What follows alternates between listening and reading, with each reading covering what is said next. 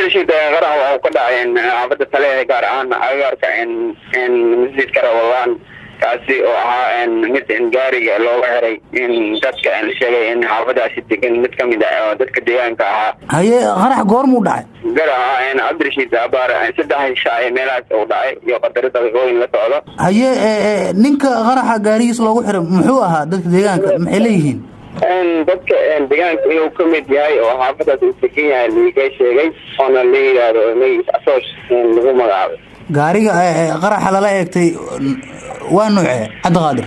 gaariga noocyada raaxada weeyaan oo nooc ku shabaha gaariga haari la yiraahdo oo u shabaha weeyaan gaari raaxo ah. ugu dambeyn sharaxaad guud naga sii goobta qaraxa uu ka dhacay iyo qaraxan cidda wax ku noqotay.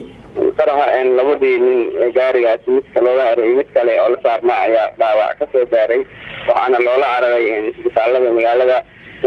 goobta waxaa soo buuxdaafay shacabkii xaafadaasi degnaa oo halkaasi yimid oo eegayay sida ay wax u dhaceen.